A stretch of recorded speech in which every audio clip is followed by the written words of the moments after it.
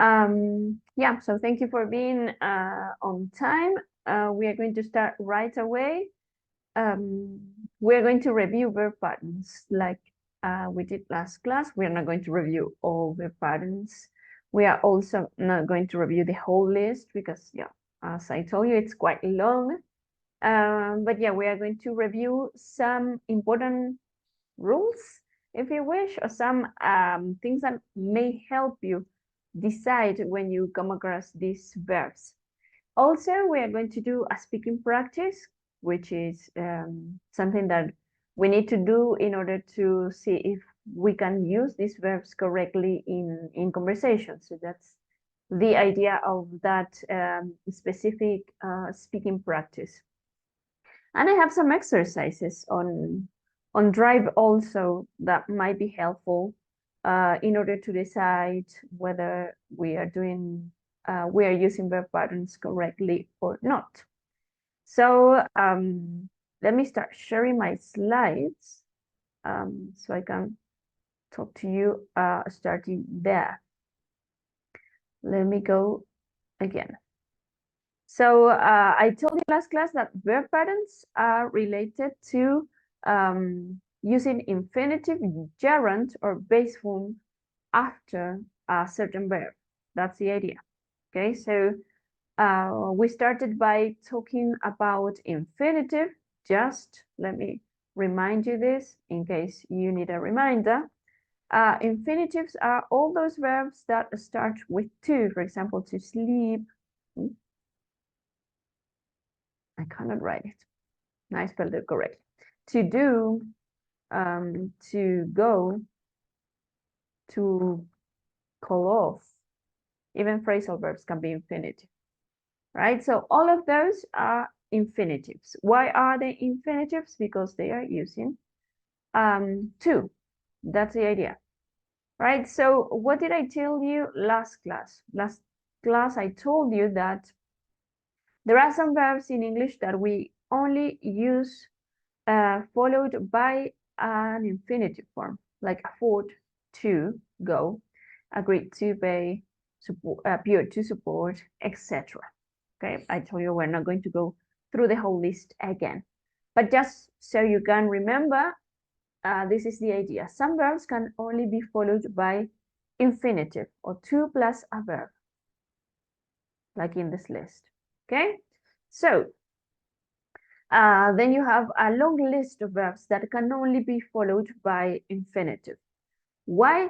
Just because that's the way language works. Okay, that's the rule for English. So in English, it is very important to distinguish between base form, infinitive, and gerund, because as I told you, some verbs can only be followed by some structure and others can only be followed by other structure. You cannot mix them. So if you have agree on the infinitive list, you cannot use it with the gerund. So I couldn't say I can't afford going. That's impossible. It doesn't work like that. That's why you need to remember which verbs are followed by infinitive and which others are followed by gerund. Just because that's the way the English language works. All right, so that's a list of infinitive verbs. Then we have some others that I told you about last class. There's here something that I need to tell you about help, but that's going to happen in a few minutes. And finally, we have this list of verbs, sorry. So, as I told you last class, it is a long list. If you're not familiar with this structure, or if you didn't know that there are some verbs that can be followed by infinitive and others by gerund, then it's time for you to become aware of this situation, because that's going to help you a lot to use the language correctly. How can you learn that? Just by memory. There's no other chance here. Then we still have some more verbs that are only followed by infinitive. After that, I talk to you about gerund. Now, what is a gerund? Let me tell you in case you don't remember, gerund is any verb that ends in ing. All right, so for example, I could say walking, pulling off. Even phrasal verbs can be gerunds. Cooling off, waiting, looking forward to. Right, so it doesn't matter how long your verb is, still there is a chance that you can use it with a gerund form.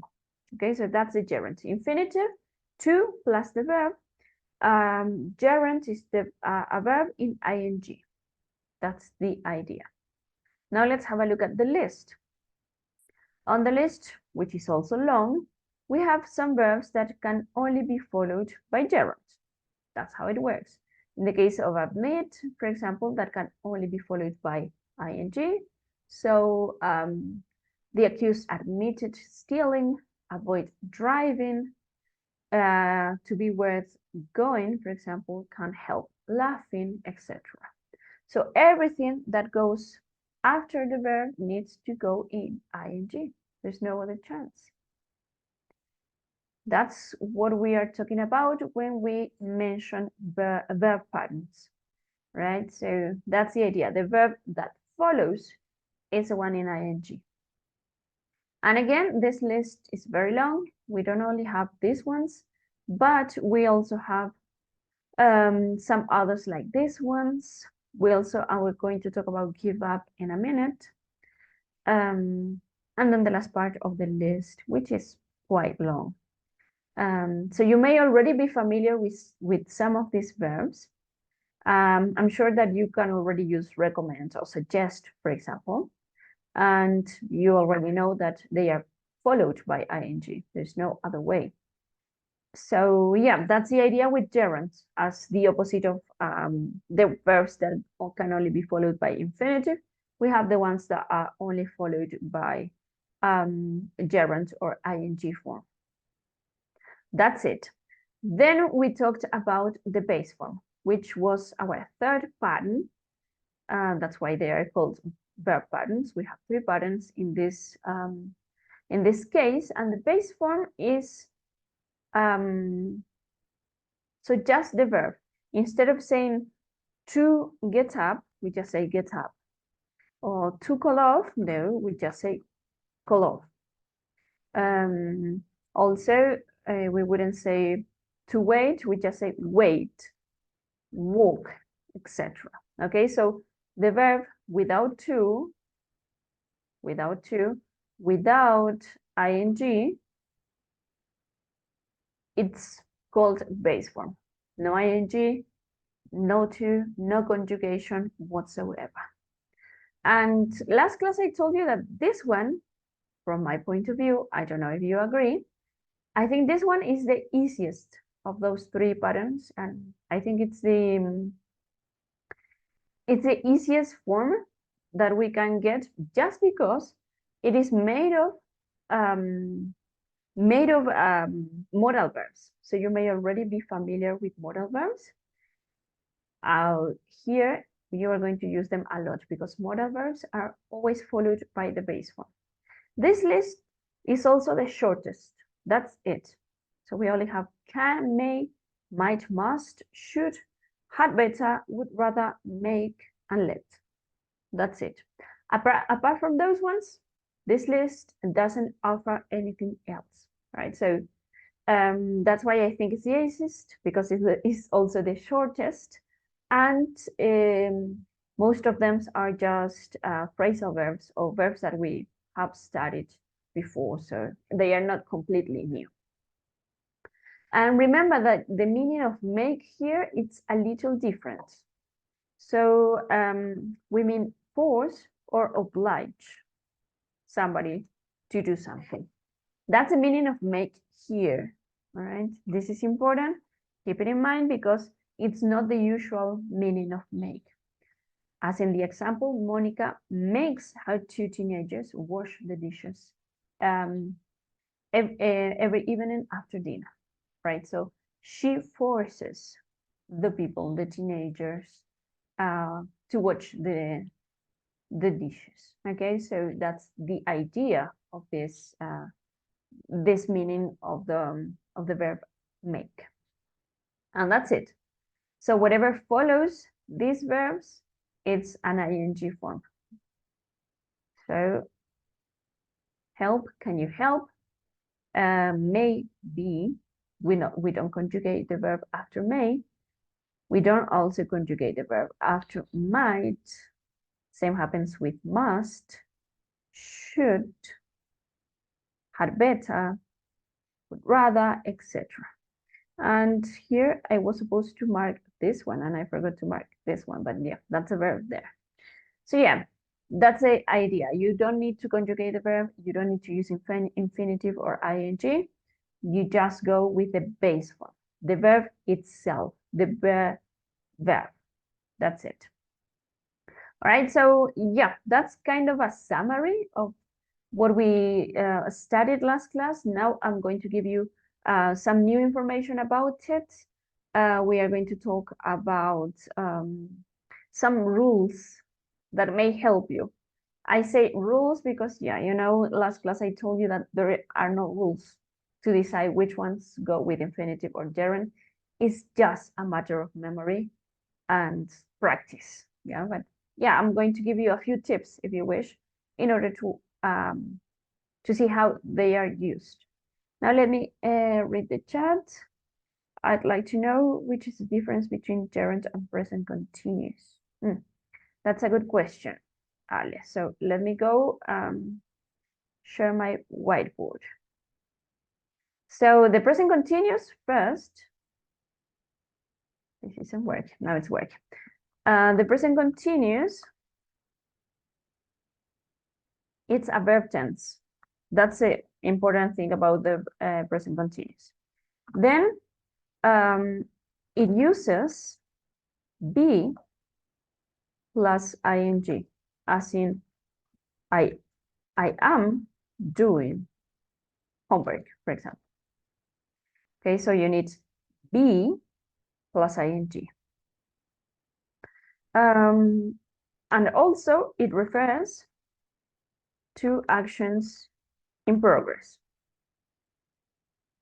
Those we can say that are the main characteristics of the present continuous. And the most important one, I would say that it is a verb tense. Whereas the gerund,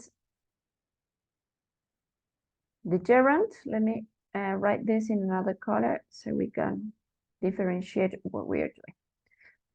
So the gerund, it's not a verb tense. But it is a grammatical form.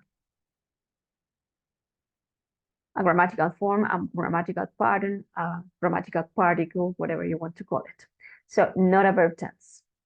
What does that mean? It means that you cannot use it to describe an action, really. It doesn't work like that. It doesn't work like a verb properly. A gerund works as a noun. Yes, we got it. Thank you, Ludmila. It's not a verb. Definitely, it's not a verb. It works as a noun. All right, so it's totally different from the present continuous. Then it doesn't use be. It doesn't use be or any other pattern or anything really. It's just the gerund, a word ending in ing form. Okay, so the only thing that you need instead of I am doing homework is just doing. Oops, sorry. Doing. That's the gerund. It doesn't work as part of another structure, a bigger structure, as the present continuous. And it doesn't refer to actions in progress. Actually, it doesn't refer to any action because it doesn't work as a verb. It works as a noun. So it's totally different, right? So when I say gerund, I just mean this. One word ending in ing. That's it. We don't need anything else to build a gerund. That would be the main those would be the main differences. I'm hoping that that helps you, Alejandra. If you have any other question about this, let me know so we can try to work it out.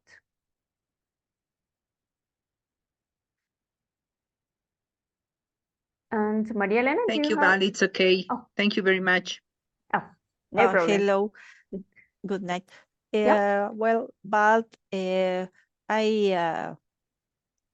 I understand that you explain about the gerund, and I think that in Spanish the gerund it works as a adverb, but in English it works as a noun. I understand. Yep. So yeah, these are the rules for English.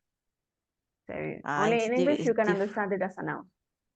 Yes. All right. Yeah, thank you. But not an adverb in English, only a noun. It works.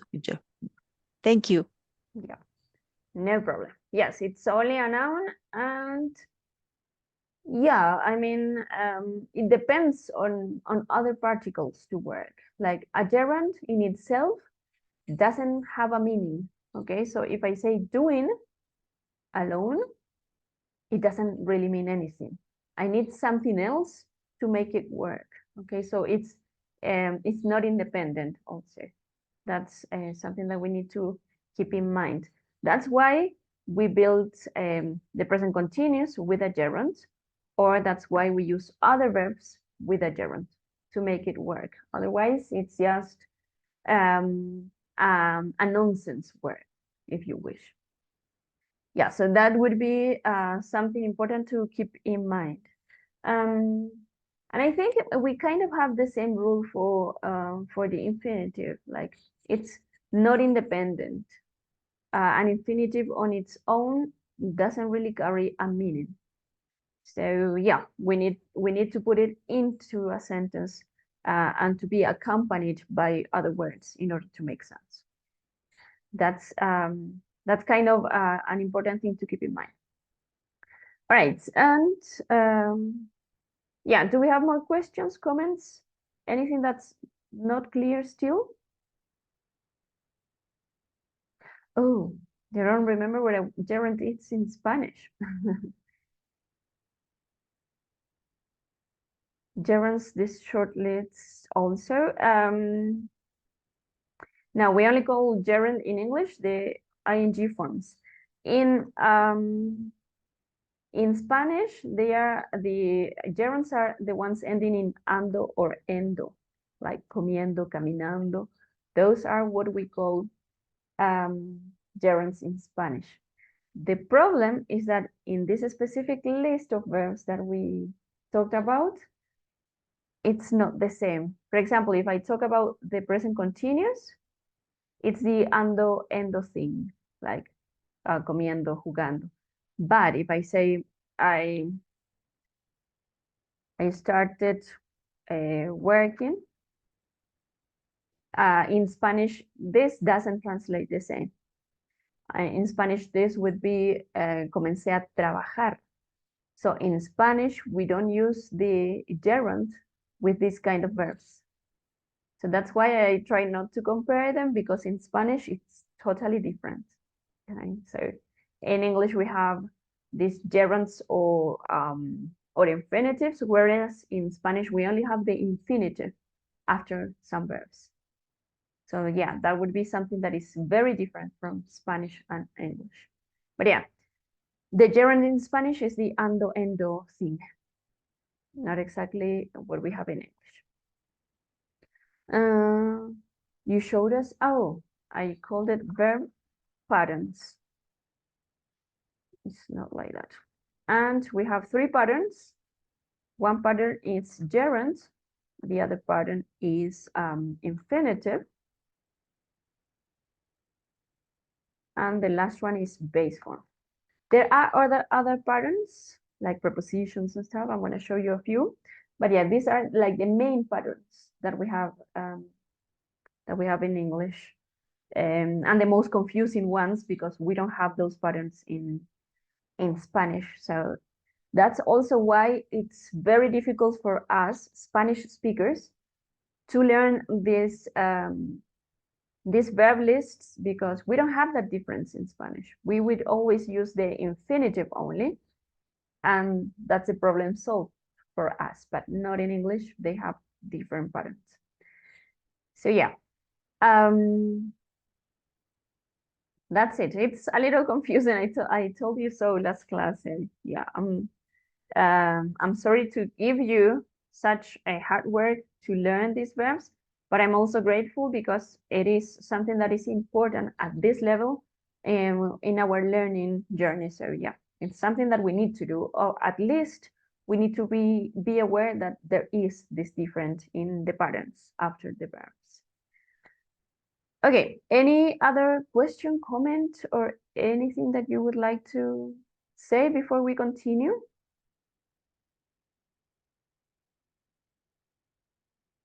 Because now we're going to keep on working with rules or tips. Okay, we're good then. And yeah, this is not what I wanted to do. This is from last class. This is the one that I want to tell you about. Last class, I think it was Molly who asked me about verbs that don't change in meaning, even if we use infinitive or gerund. So I'm going to explain a little further some of these rules that may help us realize a few things about this. So yeah, be careful because again, it's going to be quite a lot of information. So yeah, you're going to need a lot of energy to go with this second part of the class. The first thing is that when one verb follows another verb, the first verb determines the form of the second. This sounds a little bit like a tongue twister, but it's not. Why am I teaching you verb patterns? Because when you have a verb like pretend, that is a verb, which is the first verb, and this verb determines what's going to follow. So pretend to be, I don't know. All right, so why am I using infinitive here? Because I know that after pretend, I need to use infinitive form. It's like if I had suggest, this is my main verb. When I use suggest, I know that this verb determines what's going to follow. And I know that suggest is followed by ing. So suggest doing. And the same will happen with can. I know that can is my main verb, and I know that can only be followed by base form. So can do. All right, so that's why we are learning verb patterns, because one verb always tells you what the second verb needs to be. Because we cannot have just two verbs together, it doesn't make sense. It has to be with something else, like a gerund, which becomes in another particle. Okay, so two verbs together, it's weird.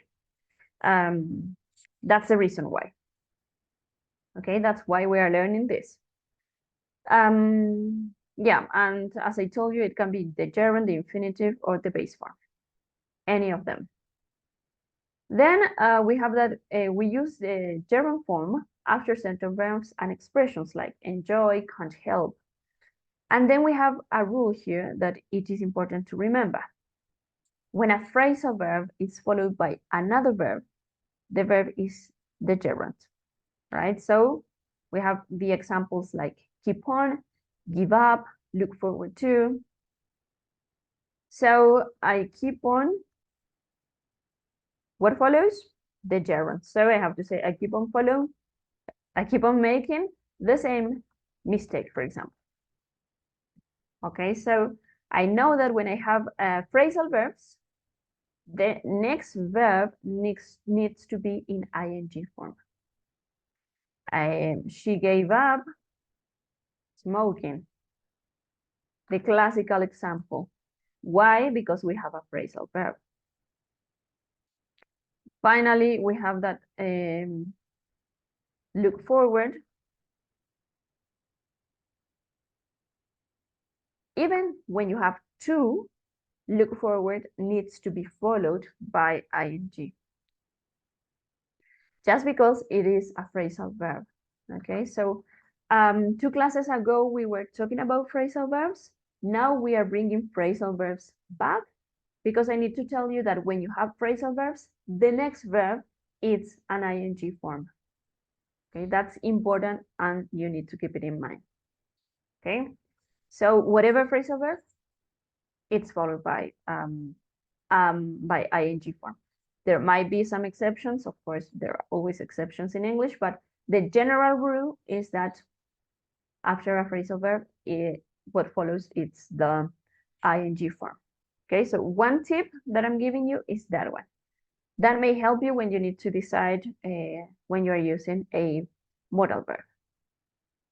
All right, so now let's go with another rule. What we have here is that we use the infinitive with to, after certain verbs and expressions, for example, won't, afford. All right, so yeah, that's a list of verbs that I gave you at the beginning of the class. When we have that list of verbs, we are going to use the infinitive, which is always with to.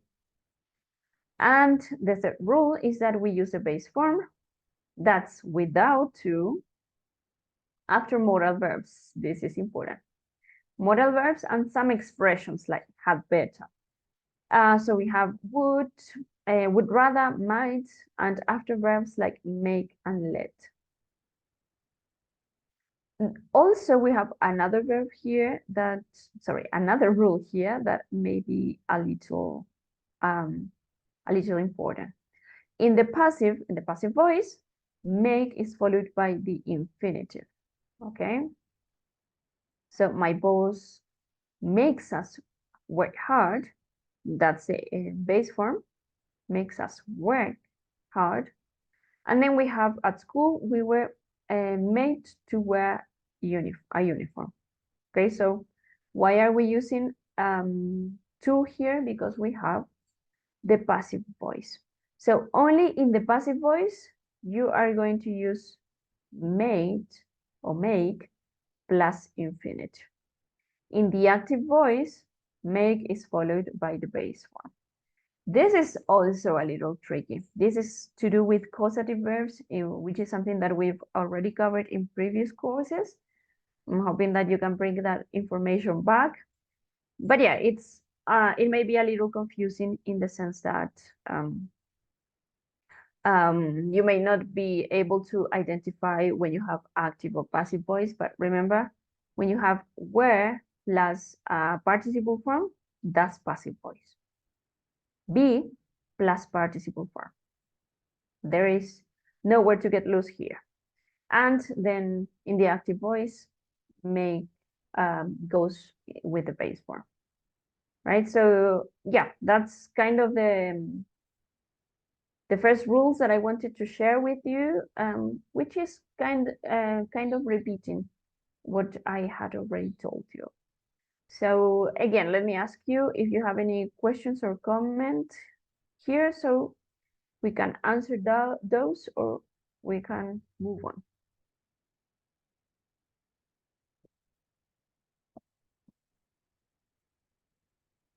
All right, so I'm hoping that we're good. And yeah, that's like the general rules. Now let's get a little deeper, and we are going to go to the basic verbs that we have learned all this time. When you started learning English, you probably started by using these verbs: like, love, hate, and prefer. Because when we start learning the language, we learn how to express how we feel, how we are, who we are, etc. Those are the basic verbs that we learn. But now there is a rule about them. You may already know it, but I'm still going to mention it because it may be useful. So like, love, hate, and prefer are usually used with the gerund in English, but they can also be used with the infinitive, right? So you have two options. with these four verbs. We tend to use the gerund when we talk generally and the infinitive when we talk specifically. Okay, so that's also a rule that may sound like a tongue twister. So the gerund for generally speaking and the infinitive for more specific talk. That would be the idea. For example, I like swimming in general. That's general thing that I like, but I like to swim first thing in the morning when there aren't many people there.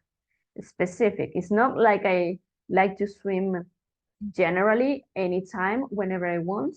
No, I like to swim in a specific moment every day. All right, so that there is that rule, but when we're speaking, it may you may forget about it, and we still are going to understand what you mean, because with these four verbs, both forms are correct. All right, so as I said, there is a slight change in meaning, but generally they are both correct.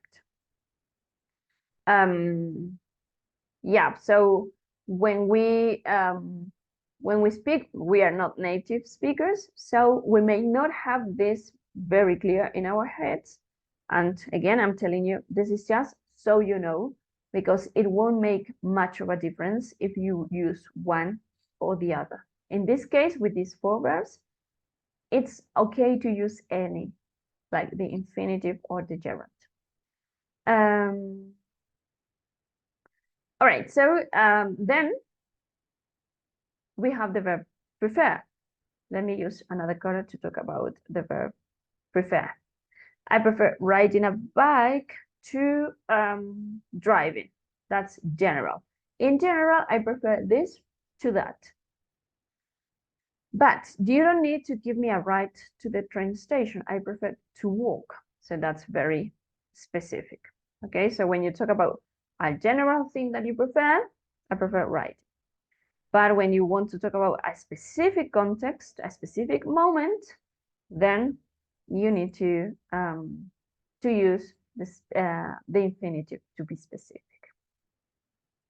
And finally, we have when like, love, hate, and prefer are used with would, they are always followed by the infinitive. For example, I would like to stay at home tonight, or I would love to come with you. All right, so only would. Here it's a specific rule. Let me change the color.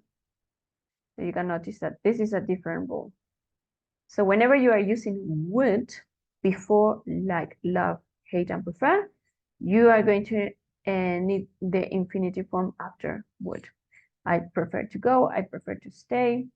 I'd love to go, but I can't. I'd like to meet you, etc. All right, so careful with that one, especially this one, because this one is quite important. The previous ones, as I told you, it's not like a big deal. All right, so if you don't use the infinitive when you want to be specific, that's okay. People are still going to understand. It's the change is very slight, and it's only for those people who are very aware of grammar. Maybe native speakers don't even know about this, right? So it's not a big deal. But the last one, the one talking about would, it's quite important. Like, it makes a difference if you don't use to after would. So I recommend paying special attention to the last rule there. So yeah, that's the second thing that I wanted to say about these patterns.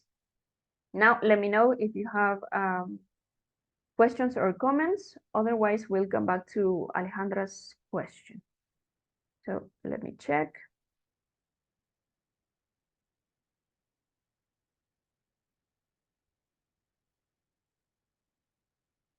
Right. Yeah. So before I change the slide, remember again that the last rule is the one that you have to pay a special attention to. Now, let's go back a little bit to the rule with the passive voice, because that's a question about. So let me go here. We were talking about this rule, by the way. And we were talking about specifically the verb make when it has the meaning of force or oblige someone to do something. So when you're using make, you have two options. You can use the passive voice and you can use the active voice. Let's go with the active voice first. So an example of the active voice would be my mom makes us clean the kitchen. Right, so that would be active voice. How do we know? Because it's a usual construction of an active voice sentence. We have a subject, a verb, and the complement. Then we can have the same idea, but in the in the passive voice. So when I'm using the passive voice, what I need to keep in mind first is that I cannot start in the same fashion that I would start with the active voice. So we can avoid mentioning who. We are made to clean the kitchen. Now, in the passive voice, it's not important to mention who makes us clean the kitchen. That's not important. But the idea of that we are forced to clean the kitchen is what matters. Okay, so an important rule to identify the passive voice, as I said, is that when you have verb to be plus participle. When you have those two together, it's always passive voice. Verb to be plus participle. What is a participle? The third form of the verb. Okay, so in the case of make, let me delete this one so it's short. In the case of make, we have make in the present, made in the past, and made in the participle. So this one is the participle form. Or we can have see, saw, seen. The last one, the third one, is the participle form. Okay, so when you have be plus the participle form, it's definitely passive voice. That's a good way to identify it. Okay, so what we were talking about previously is how to differentiate them, these two. So you can use make plus the base form in the active voice. Whereas when you have passive voice, you cannot use the base form and you need to use the infinitive form. So you need two in between, right? So that's what I was trying to explain when I was mentioning this rule. That's it. As I told you, it may sound a little tricky because, yeah, there are a lot of rules, but this is kind of important because another thing that I mentioned is that this is related to causative verbs, which is something that we studied in some other levels. And causative verbs are very useful in English. Like we use them daily. And one of these causative verbs is make. So I make somebody do something. I don't do it. I make somebody do it for me. Also, let is a causative verb. I don't do the action. I let somebody do something for me, right? So that's why they are causative verbs. They cause somebody to do something. And yeah, this rule belongs to causative verbs. So it's like everything is connected. Okay, we have to clean the kitchen. That's active voice. We have to clean the kitchen. My mom made us clean the kitchen. That's active voice. We're made to clean. We're made to clean. We are not mentioning who made us clean. It's like saying in Spanish, nos obligan a limpiar. We don't know who makes us, right? We are just made to clean the kitchen. Somebody makes us clean the kitchen. So it's a different perspective. In Spanish, this one doesn't make sense because in Spanish, we don't use passive voice as much as they do in English. So this in English, it's perfect. But if we try to translate it word by word, in Spanish, it wouldn't make sense. Yeah? So that's why I would translate it to nos obligan a limpiar. Yeah, that's it. More questions about this? I know it's confusing. But yeah, it's something that we need to review at least, even if we are not going to be able to comprehend everything all at once, but I still think that it's important to be aware of this. Then let me clear my board. Oh, let me read. Yeah. Could we have the slides? Of course, the slides are available on LMS already. So yeah, you can download it anytime you want. You can visit them. Actually, I shared the link, so you can visit them and download them to your computers. Okay, yes. Active voice and causative verbs and passive voice, it's a lot to take. It's always a little hard to deal with these things. But yeah, I was telling you about these basic verbs that can be followed by gerund, infinitive, and sometimes, most of the times, it doesn't make a difference whether you use one or the other. It's perfectly correct to use either. Okay, so this would be like an exception to the rule. You can use either. Then we have more exceptions to the rule. And I think this one is also key. Why? Because it tells us about two ways that you are probably going to have a look at. And you are going to need to be able to differentiate the meaning when you come across these verbs. So let's read the first one. Some verbs can be followed by the gerund or the infinitive. You know that. But the deal here is that sometimes there is no difference in meaning. Like when I say I love to go to the cinema or I love going to the cinema, usually there is no such a big difference between those two. They are usually the same. And the most common verbs like this are start, begin, and continue. Like you can use them with infinitive or gerund, and it's okay. But we have other verbs that can be followed by gerund and infinitive, but there is a change in meaning. Okay, so this is the important part. There is a change in meaning. And one of these verbs is remember. We can have remember with infinitive, as you remember first, then you do something. For example, I remember to go to the supermarket. That's remember plus infinitive. Again, that means that you remember first, then you do something. Okay? On the other hand, we have remember plus gerund. You do something, then you remember it. Now let me give you examples because probably this doesn't make any sense with these words. So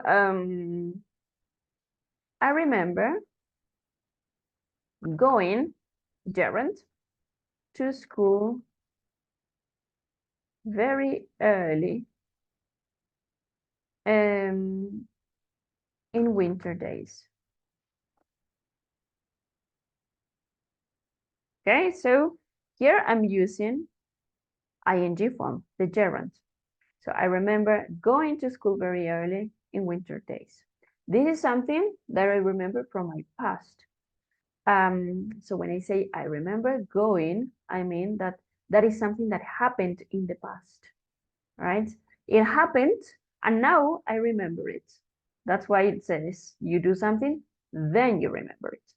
I went to school when I was a child and now I remember that. So it's separated in time. Or I remember calling my mom when she traveled.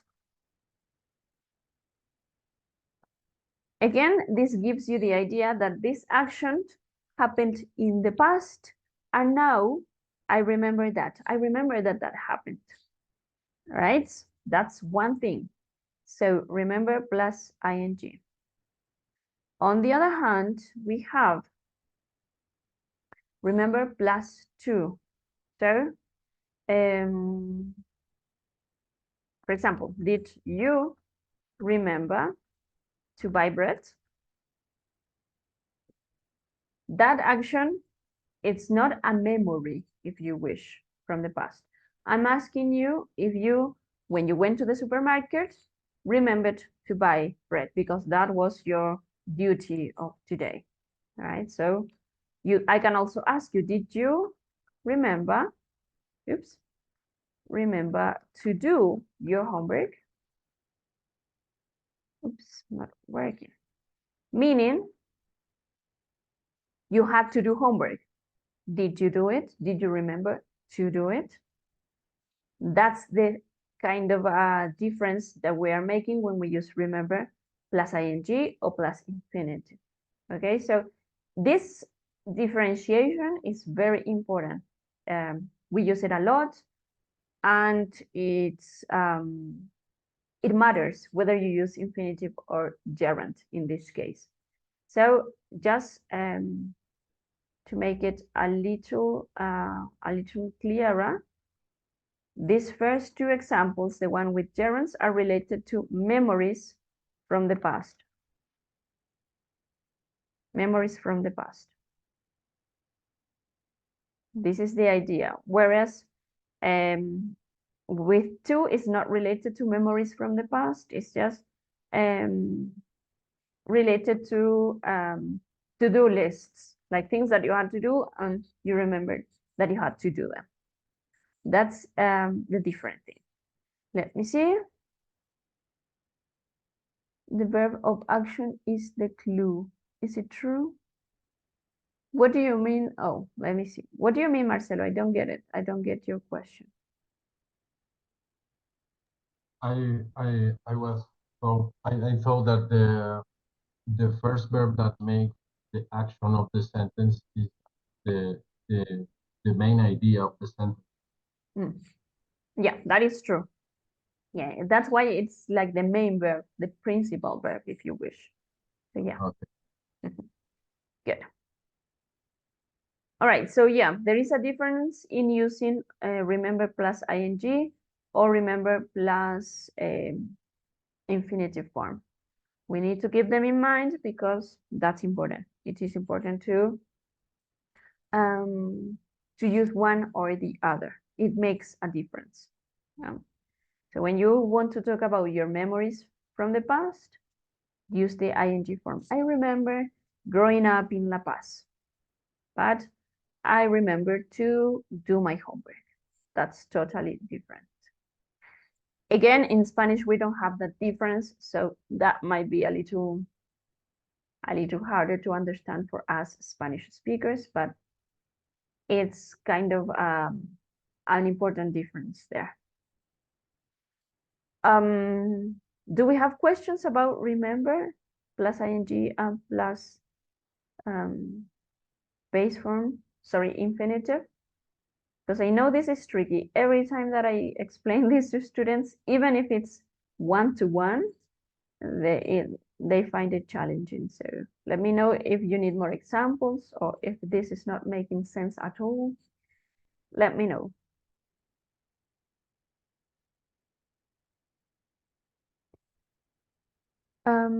I've got one. Does recall follow that pattern? What is the difference with remember? Recall is a more formal verb, if you wish. Remember is day-to-day use. And then remember, it's kind of more formal. And does it follow the pattern?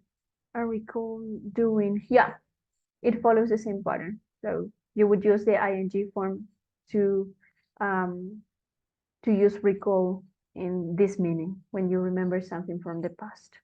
So yeah, recall goes in the same way. Then remove your examples from the slides. Ooh, okay. Then I'm gonna have to write them on my slides because I'm not writing on my slides. Sometimes I feel like if I write too much, you are going to get a little overwhelmed, but don't worry, I can take a screenshot, and after the class, I'm going to write them down. And this is online already, so oops, not working. Let me start over, and now it's not, my computer is not working. Now it's working, okay. What was I telling you? Yeah, the slides are already on LMS, and you have the links. So whenever I make changes to the slides, whenever I add something, it's online, so you can see the changes right away. These are the same slides from last class, so you can check them on the same link that I shared last class, and it's still going to be the same. You can see the changes that I make. That's why I prefer to share the links, and then if you want to download them, you can. But it's better for me using the links, but because whenever I add something or change something, it is possible for you to see that change immediately, right? So yeah, that's one of the things that it's important about using the LMS. Okay, so yeah, I'm going to add the examples. Yeah, it is again a lot to take, but we'll work on it on this. I think that we are going to carry out more exercises next class also, just focusing on this. Okay, so that's the difference between using remember going and remember to go. And then we have the same difference, but this time with forget, which is very similar to the rule with remember, okay? So maybe for us Spanish speakers, it's kind of difficult to get it, but in English, as I'm telling you, it's very important. Then it's kind of the same. So if you use forget plus infinitive, it's because you didn't remember to do something that you had to do. And when you use forget plus gerund, is because you did something and you won't forget it. It's more common in the negative. Now let's see examples in order to make a little more sense. So you didn't remember to do something. I forgot to upload the video, for example, the video of the class. It's not true, so don't panic. The video is already up. It's just an example. So I forgot to upload the video. This means that I had to do something in the past and I didn't do it because I forgot, right? That's the meaning. Or what my students sometimes tell me, I forgot to do the homework. All right, so you had to do something in the past and you didn't remember. That's the idea of using to plus infinitive. Then we have, again, forget plus gerund. So you did something and you won't forget it. It's more common in the negative form. I won't forget calling you that night, for example. Thinking about those times when you call somebody that you shouldn't have called, now you won't forget that you did that. I won't forget calling you that night. Or she, again, we usually use it in the past form. Let me think of a present one. No, it usually works in the future form. She won't forget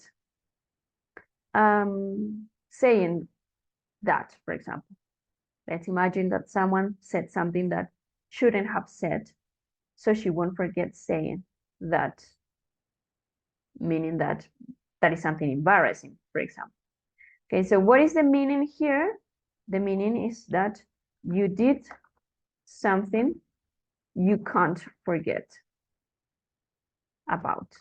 Okay, so probably with regrets, probably, not mandatorily.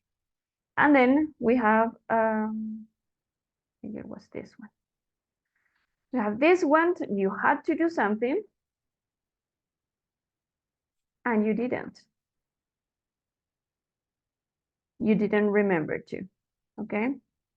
So that would be the difference between using those two.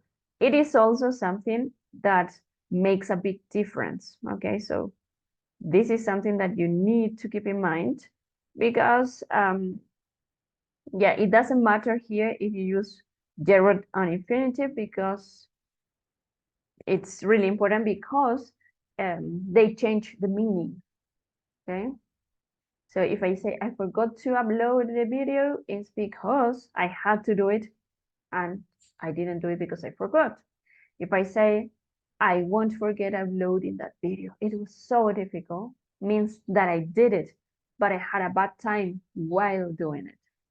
So totally different again. Yeah, again, a small words changing the meaning of a whole sentence. And that's why I think this is important for you to know, at least. Any questions about forget related to gerund or infinitive? Let me take a screenshot also of the examples so I can share them. Yeah.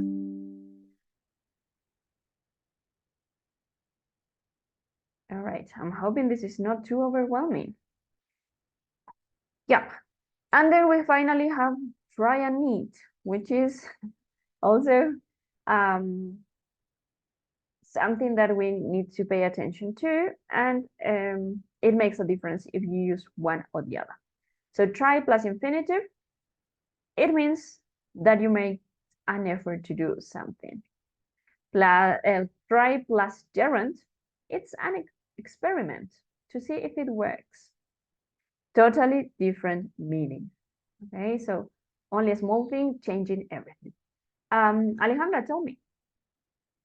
Excuse me, Val, before we pass to try, in forget, I don't get why are we using I want X because it's future, but we're referring to the past as you explain us. So I can get it very, very clearly. Yeah, okay, let me go to the example again.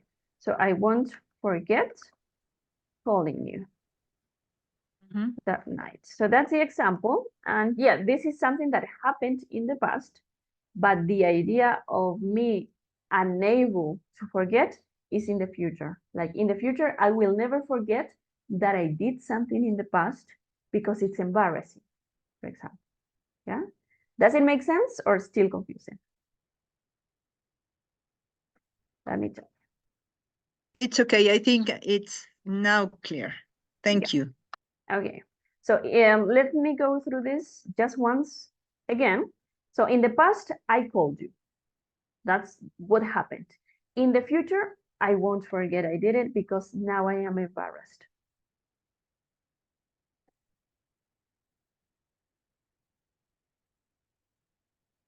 Embarrassed, yes. So that's the idea with these two. So we usually use it in the future form because we are talking about something that in the future will affect us, okay? That's the idea. Me calling you that night will haunt me in the future. That's what I think. Okay, so in the future, I won't forget about it. That's the idea. All right, now let's go to try. I was telling you that there is a big difference between using try plus infinitive and try plus the gerund. If you use it with infinitive, it's because you mean that you made an effort to do something. Whereas when you use it with the gerund, it means that you are making an experiment. So totally different things. Let me give you examples. I tried to complete this exercise, but it was too hard, for example. But it was too hard. So this means that I made an effort to do this exercise. Maybe it was not enough, or maybe I didn't get it. Whatever could have happened, but I made the effort. So that's why I'm using I tried to complete it. So, for example, what children always say when they go out. I tried to call you. I tried to call you, but it was impossible.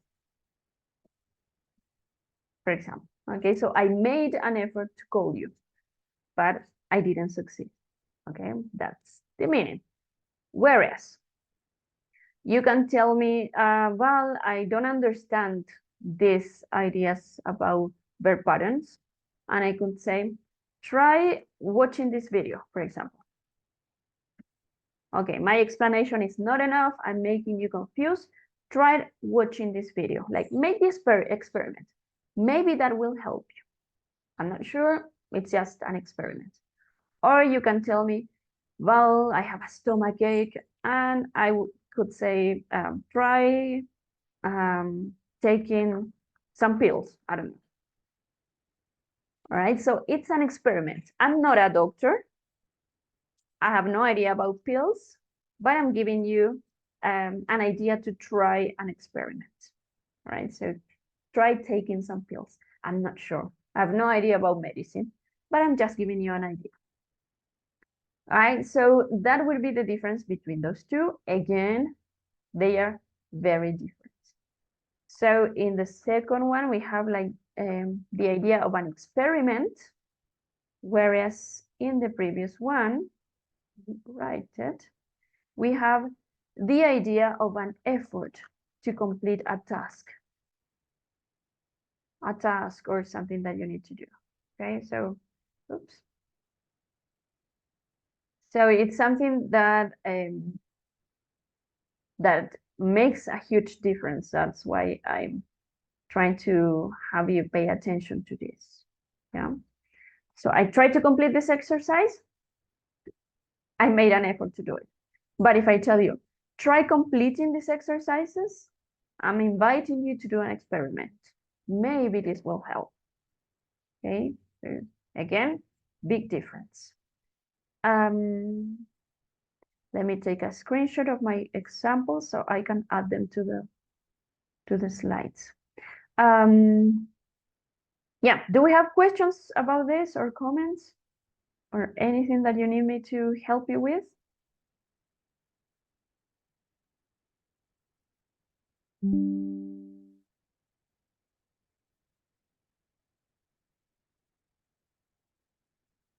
All right, so yeah, I think with try, it's easier to see the difference because they have very opposite meanings. But with remember and with forget, it may not be so clear because yeah, they are closer in meaning and we don't have the same in Spanish. So I think that's why it may be a little harder than the previous ones. But now let's go to the last one. We have now need. And need is also here used as a kind of a causative verb. It's related to that. So we have need plus gerund is a passive construction, a passive voice again. For example, needs cleaning and needs to be clean, not needs to clean. What am I talking about? This sounds like a tongue twister. So we use it in examples like this. My car needs cleaning. Needs cleaning. This is a passive construction because we don't mention who is going to clean the car. Probably not me. That's why I'm saying, because if I wanted to clean my car, I would say, I will clean my car. I would straight to the point. But when I say my car needs cleaning, somebody needs to clean it. We don't know who. Probably I'm going to pay somebody to clean it, or probably I'm going to ask my children. I don't know. Whatever could be true about this. All right. So this construction is also very extremely common in English. We can also have the same one with my house needs painting, for example. So I'm saying that someone needs to paint this house. Probably not me again. Or my bike needs repairing. That's not how you write repair. That's how you write repair. Oh my gosh. Now I spelled it correct. Repairing. Yeah. So who needs to repair it? Probably not me, but someone. Someone needs to repair this bike. What else? What else? Painting, cleaning.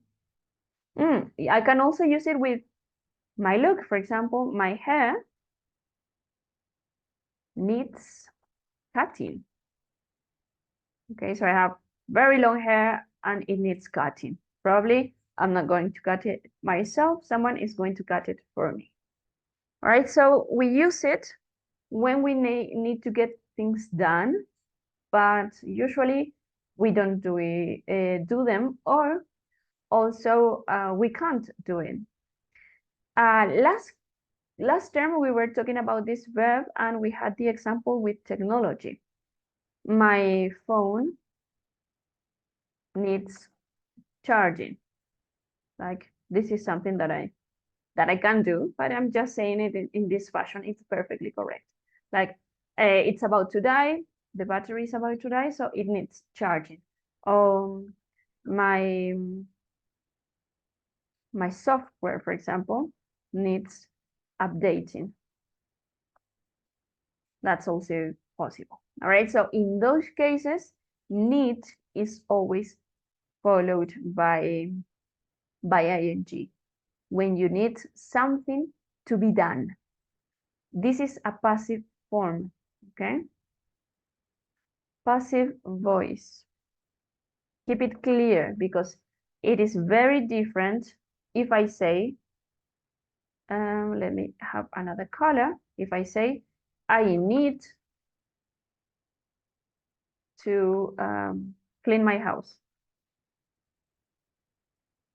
This is not passive voice, this is active voice. And in that case, when I use active voice, need always is followed by an infinitive form. Whereas in the passive form, it is always followed by ing. So totally different, totally separated, but very broadly used. This construction is very common in English. That's why I recommend paying attention to that. Again, I could say I need to paint my house. That's active voice, and I'm saying that I will do the action. I will paint my house. But when I say my house needs painting, probably I won't do it. I will get somebody to do that for me. That's also the difference in me. My phone needs to be charged also. It's perfectly correct. It makes sense. And this is an example that we saw last course. So yeah, perfectly correct. What is the difference if I say my phone needs charging or my phone needs to be charged? Probably none, because I can charge my phone, that's easy. So we have two ways of saying the same thing. It happens a lot in English that we have two ways of saying the same thing. And why is that so? We'll never know. It just happens, okay? So yeah, this is something important about the verb need. Passive or active makes a difference. All right, so do we have questions, comments? complaints about these verbs? If you want to complain, you can totally do it. It's a lot of information. Yeah, let me take another screenshot so I can add all of these examples later.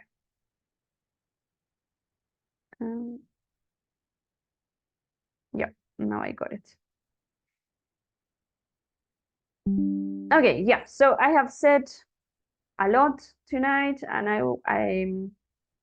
don't want to overwhelm you with more information. Next class, I'm still going to tell you a few more things about this, but yeah, let's leave that for next class. Now I would like you to practice a little bit. Okay, so we can have some conversations related to using these verbs. I always tell my students, you can only know if you have learned something or not when you have to deal with the challenge of using it for real. Okay, so of course you're going to make mistakes at first. You're not going to remember, is this followed by infinitive or gerund? But the practice is going to help you study also. Okay, so what are we going to do? I'm going to have you speak in different groups, and I'm going to give you a list of questions. I'm going to send the questions to WhatsApp so you can have them there. I was supposed to make some Genially cards, but I don't know why Genially today wasn't working. So I couldn't do it. I'm hoping that next class that would be available because it's easier for us to work with cards. But anyways, I'm going to send on WhatsApp some questions, two lists of questions to practice these verbs with gerund or infinitive, and you have to ask your partners these questions. I'm hoping that we can work in groups, in teams of 2 people, so it's easier to communicate. Again, I'm going to be visiting the teams, so if you have questions, you may ask me. As always, I must ask you to be generous with your answers. So if someone asks you something, please say as much as you can. Don't just say 1 word or 2 words. That's not good practice. Okay, questions before we leave to the small rooms? I'm hoping that all of us got the rules. Yeah, wait for my message then on WhatsApp with the images and questions, and I'll see you in your small groups. Good luck, everybody.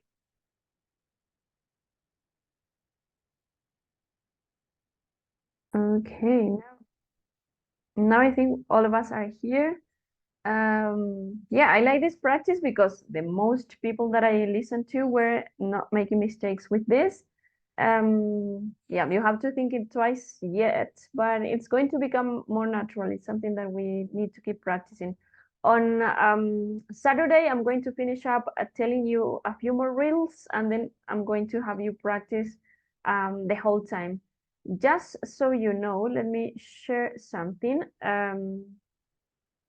Let's remember this folder that I created for all of you. Let me make this smaller. And here you have to look for your names, and let's use this one. I have these documents here, and what I want you to do is to review them, but specifically the verb patterns one, this one, because there I have created some examples at the bottom of some exercises, sorry, at the bottom of the page on page 4, yes. So if you want to practice, it's not mandatory. Again, if you want to practice, this is something that may be helpful. We have 2 exercises, one where you need to complete and one where you need to choose the correct answer. Okay, so if you want to practice, I repeat, just go there. In all of your personal folders on Drive, you have those kind of exercises. On my folder, I'm going to have the same document. I still don't have it, but I'm going to have the same document with the correct answers. So if you want to check your answers or if you want to compare, just go there. Please give me 1 more minute because I want to tell you that, just in case you know, when you get to CN, you should get both options, student and teacher. And well, if you get the student one, you need to do the same as I'm doing. I'm showing you this because the people from IT department told me that some people are requesting help when they don't need it because they have everything already done. So what you need to do is to find the English course there and then go to the LMS platform. You have to click on this little button, and then you are going to be sent to the LMS. So you just click on the platform, and there we are. So what do we have?